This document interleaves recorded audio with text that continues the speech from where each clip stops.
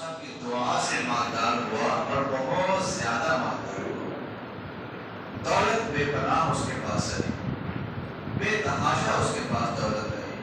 اتنی دولت آئی اس کے پاس کہ کہا جاتا ہے کہ قارون اپنے خزانوں کی تالوں کی جو چابیاں تھی، کنجیاں، وہ 70 یا 80 اونٹوں میں لادتا تھا. اتنی زیادہ اس کی چابیاں تھیں.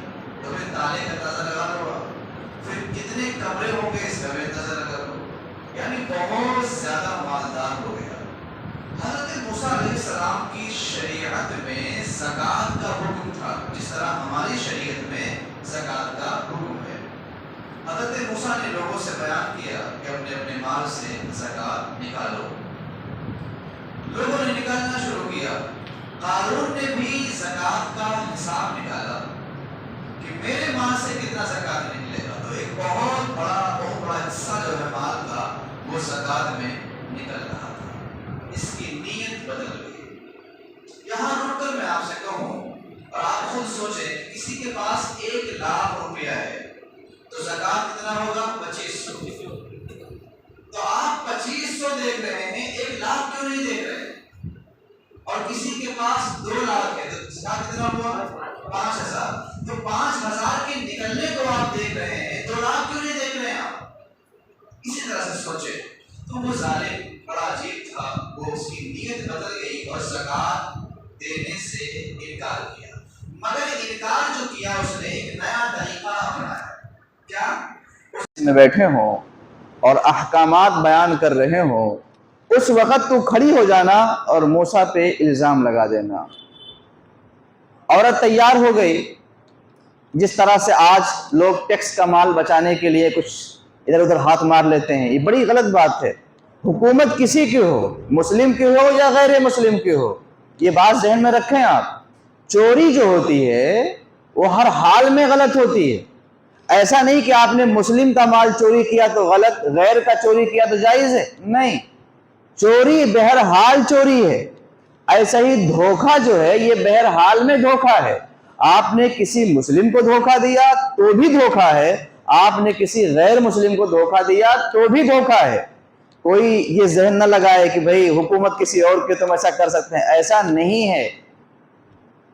ان چیزوں میں مسائل اور ہیں جو شریعت سے ٹکرائیں، مگر وہ احکامات جو شریعت سے نہیں ٹکراتے، ملک کے نظام کو چلانے کے لیے ہوتے ہیں، ان سے آپ بغاوت نہیں کر سکتے اور ان میں دھوکہ اور فریب اور چوری نہیں کر سکتے. جیسے لائٹ کا جو پیسہ ہے، جو بل آتا ہے وہ آپ جمع کرتے ہیں. چلے ہم چوری کر لیں، یہ غیروں کی ہے، نہیں، حرام ہے.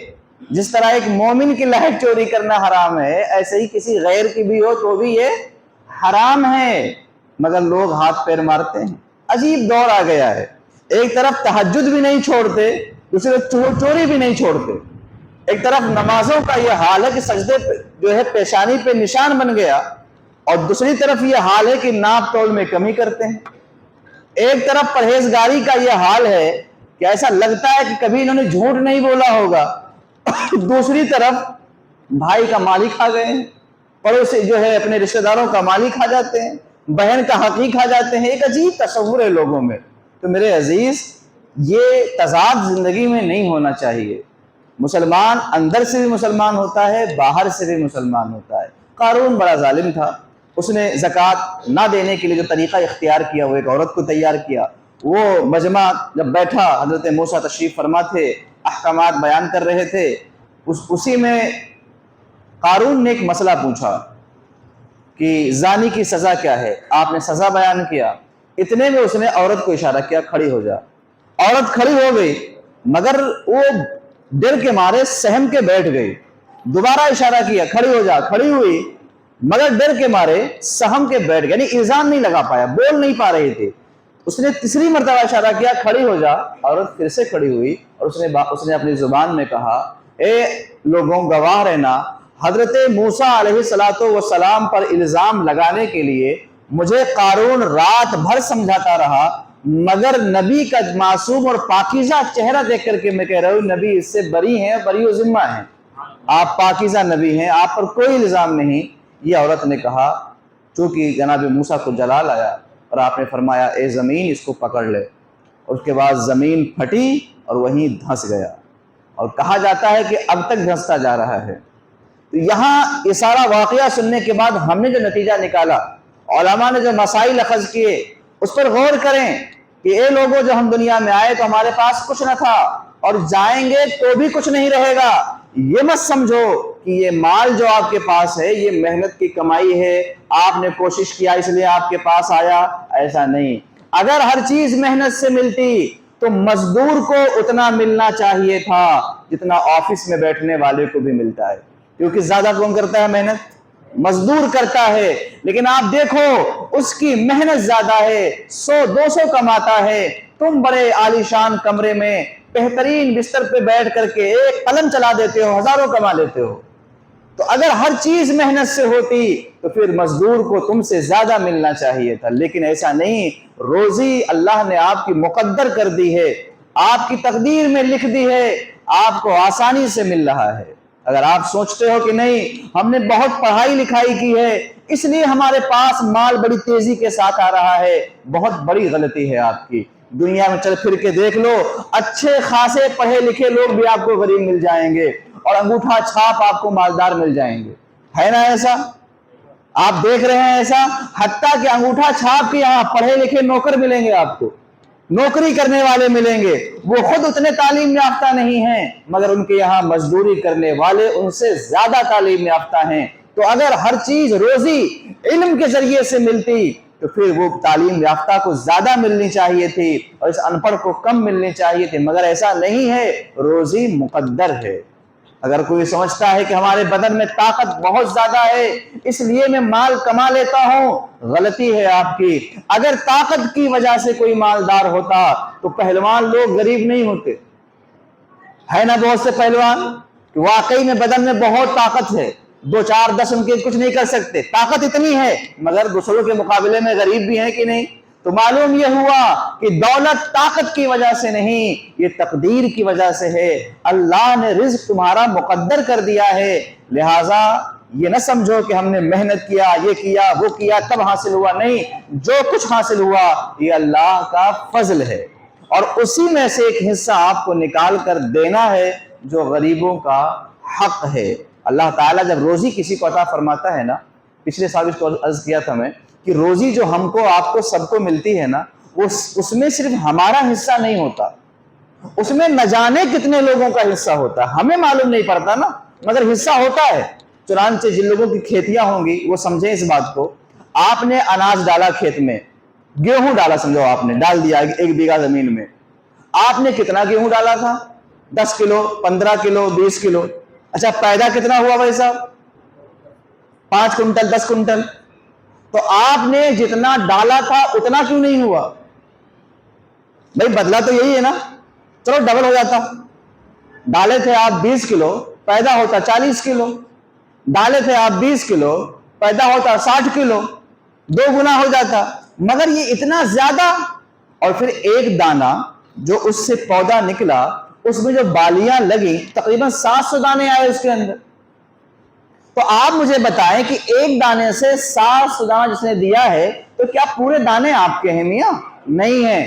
جن کی کھیتیاں توجہ کریں اس بات پر، آپ نے دیکھا ہوگا کہ بہت سے چڑیے، پرندے، کیڑے مکوڑے آتے ہیں اور کھا کے بڑے مزے کے ساتھ چلے جاتے، پوچھتے نہیں آپ سے کہ کھیت کس کا ہے، مالک کون ہے، کھاؤں کہ نہ کھاؤں، کھاتے ہیں اور چلے جاتے ہیں۔ حدیث پاک میں آقا کریم نے فرمایا کہ تمہارے کھیت سے جو پرندے کھا کے چلے جاتے ہیں وہ تمہارے حق میں صدقہ ہے، اور ایسے ہی کیڑے مکوڑے بھی کھا لیتے ہیں۔ اچھا جب کاٹتے ہو آپ کھیت تو پورے دانے آپ کو نہیں ملتے، کچھ گر بھی جاتے ہیں، کچھ تو کھا گئے، کچھ کیڑے مکوڑے کھا گئے۔ پھر جب آپ نے کھیت کاٹا تو پورے ایک دانے آپ کو نہیں ملتے، بہت سارے دانے، بلکہ کہہ سکتے ہیں ہم ہزاروں لاکھوں دانے آپ کے زمین میں بکھرے رہتے ہیں اور آپ اسے جمع بھی نہیں کر پاتے۔ دانا آپ نے ڈالا تھا مگر قدرت نے اس میں کئی لوگوں کی روزی پیدا کی تھی، کچھ تو بکھر گئے، کچھ کھا کے چلے گئے۔ ابھی اتنا ہی نہیں اور بھی ہے، آپ غلہ لے کر آئے اپنے گھر پہ رکھے، جناب چوہا تشریف لائے، انہوں نے آپ سے پوچھا کہ میں کھاؤں یا نہ کھاؤں؟ آئے کاٹ کے لے کے چلے گئے، آپ پریشان ہیں، دوا ڈال رہے ہیں آپ، مگر اپنا کام بھی کر رہے ہیں. ہو رہا ہے ایسا. اور صرف چوہے ہی نہیں، اور باریک باریک جو کیڑے گھن وغیرہ ہوتے ہیں جو کھاتے ہیں اناج کو. اس طرح سے سوچا کریں آپ ان چیزوں پر. قدرت ہے وہ اللہ کی، وہ چاہے تو ایک دانہ بھی کوئی نہ کھا سکے، وہ آپ کا پورا بچ جائے، مگر پروردگار نے اس میں کئی لوگوں کی روزی پیدا کی ہے. اور کئی لوگوں کی روزی اس طرح ہے، کچھ تو ایسا ہے کہ آپ دو گے تب ملے گا، اور کچھ ایسا ہے نہیں دو گے تو بھی ملے گا. تم روک کے دکھاؤ، ہمت ہے تو دکھاؤ روک کے. آپ دنیا بھر میں مچھروں کو روکنے کی طاقت کی گئی، مچھر رکے. چوہوں کو روکنے کے لیے کتنی دوائیاں بنتی ہیں، چوہے ختم ہوئے. کیڑے مکوڑوں کے لیے باقاعدہ کھیتوں میں دوائیاں ڈلی جاتی ہیں، کیڑے مکوڑے ختم ہوئے. ارے میرے بھائی خود سوچو ان چیزوں پر کہ آج سے 10-12 سال پہلے جو کیڑے کھیتوں میں نہیں ملتے تھے اب نئے نئے آ گئے. اور جو پودے یعنی جو گھاس وغیرہ کھیتوں میں پیدا ہوتے ہیں تو اس کو مارنے کی بھی دوا آتی ہے، جل جائے خراب ہو جائے گھاس. جو گھاس آج کے 10-12 سال پہلے کھیتوں میں پیدا ہوتے تھے وہ تو خیر چلے گئے، مگر نئے بھی آ گئے. روک کے دکھاؤ. آپ قدرت کا نظام ایسے آپ توڑ نہیں سکتے. پھر آپ نے اس غلے کو لیا، پسانے لے کے گئے، کیا پورا پیس کے آپ کے پاس آ گیا؟ شکیل چکیوا جانتے ہوں گے، نہیں آتا. کچھ تو مشین میں چلا گیا، کچھ دائیں بائیں چلا گیا. گھر پہ لائے، روٹی بنا لی آپ نے، روٹی بنا لی، پھر بھی پورا آپ کے منہ میں نہیں گیا. اس میں آپ کے بیٹوں کا ہے، پڑوسیوں کا بھی ہے، مہمانوں کا بھی ہے، دوستوں کا بھی ہے، مریضوں کا بھی ہے، حتیٰ کہ محلے میں گھومنے والے کتے کا بھی رزق اس کے اندر ہے. اور آپ دیتے ہو. نہ خوشی دو تو کہیں غم سے دیتے ہو، مگر دیتے ہو. کھانا بچ گیا کس کو دو گے آپ؟ تو وہ غلہ پیدا کیسے ہوا تھا؟ کتنی مشقتوں سے گھومتے یہاں تک آیا، آپ کی ہانی میں پکا، مگر جس کا رزق تھا اس کے منہ پہ چلا گیا، آپ روک بھی نہیں سکے. تو کچھ تو ایسا ہے کہ آپ دو گے تب ملے گا. جیسے کہ بھائیوں کو دیا، بیٹوں کو دیا، بیوی کو دیا، غریبوں کو دیا، بھکاریوں کو دیا، تو دینے سے کچھ لوگوں کو ملا. اور کچھ تو ایسا ہے کہ نہ بھی چاہو تو بھی ان کو مل جائے گا. اچھا اس کے بعد آپ نے کہا نہیں سب کچھ میرا ہے. آپ جو کھاتے ہو وہ بھی پورا آپ کا نہیں ہوتا. نہ جانے کتنی چیزیں دانتوں میں پھنسی رہتی ہیں اور آپ بعد میں صاف کر کے نکال دیتے ہو. وہ کس کا حصہ ہے بھائی صاحب؟ وہ اسی دانے کا حصہ تھا نا، آپ کے منہ میں کیوں نہیں گیا؟ خدا کی قدرت دیکھو، اس پر جس کا نام لکھا ہوگا اسے مل جائے گا. تو میرے عزیز ساتھیوں اور دوستوں، اللہ تعالی ہمیں آپ کو پھل کے ذریعے سے، پیڑوں کے ذریعے سے، کھیتوں سے جو غلہ، جو چیزیں عطا فرماتا ہے، مال دیتا ہے، یہ پورا کا پورا ہمارا نہیں ہوتا. اس میں کیڑے مکوڑوں، جانوروں کا بھی تو حق ہوتا ہی ہوتا ہے. ہمارے گھر والوں کا، بیٹوں کا، بیوی کا، بچوں کا، حتیٰ کہ رشتہ داروں کا، مہمانوں کا، نہ جانے کتنے لوگوں کا حق ہوتا ہے.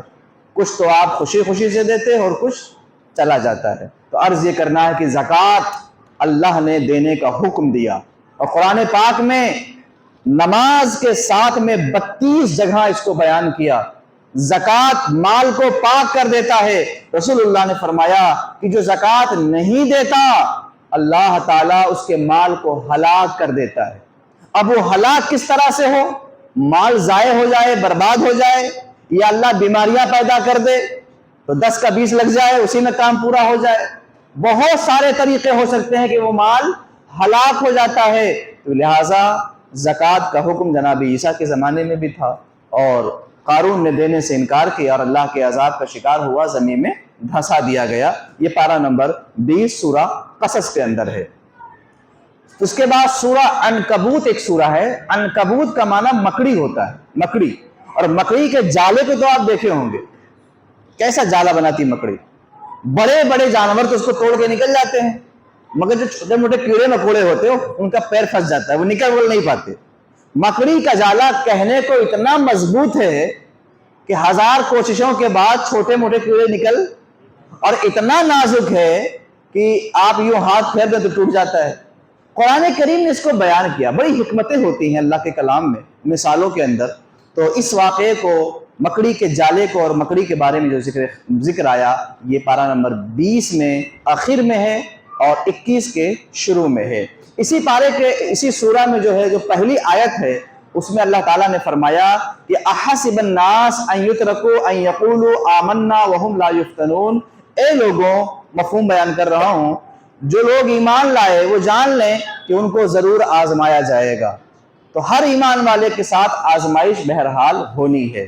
سورہ عنکبوت کے اندر ایک جگہ کل نفس ذائقۃ الموت بھی ہے، یاد رہے پورے قرآن میں 3 جگہ یہ آیت آئی ہے، 4 پارے میں، 17ویں پارے میں اور 21ویں پارے میں کل نفس ذائقۃ الموت، ہر جاندار کو موت کا مزہ چکھنا ہے۔ جو 21ویں پارے کی شروعات ہوتی ہے تو شروع میں ہی نماز کا حکم ہے کہ نماز بے حیائی اور بری باتوں سے روک دیتی ہے۔ سورہ عنکبوت کے بعد سورہ روم شروع ہوتا ہے، بڑی مبارک سورہ ہے، اس کے بارے میں عرض کیا تھا کہ یہ مدینہ شریف میں نازل ہونے والی سورہ ہے، اور اس میں شروع میں روم اور ایران میں جو جنگ ہوئی تھی اس کے متعلق اشارہ ہے کہ روم والے دوبارہ غالب آ جائیں گے، اور بہت سارے اس کے اندر مسائل ہیں، اور اس میں ایک ایسی مبارک آیت ہے جو عمل کرنے والوں کے لیے بڑی اہم ہے۔ جو لوگ وظیفہ وغیرہ کرتے ہیں یا عمل وغیرہ کرتے ہیں تو عمل جو ہوتا ہے یہ رجعت بھی کر جاتا ہے، جیسے دوا ریئیکشن ہوتی ہے نا، کبھی کبھی دوا نقصان کر جاتی ہے، تو پھر جب نقصان کر جائے تو کیا کرنا ہے، اس کے لیے الگ سے گولی ہے کہ یہ کھاؤ تو کنٹرول ہو جائے گا۔ قرآن کریم میں ایک مبارک آیت ہے جس کو عاملین نے بتایا کہ جو لوگ عمل کرتے ہیں وہ اس آیت کریمہ کو روزانہ پڑھا کرے تو عمل رجعت سے بچ جائیں گے۔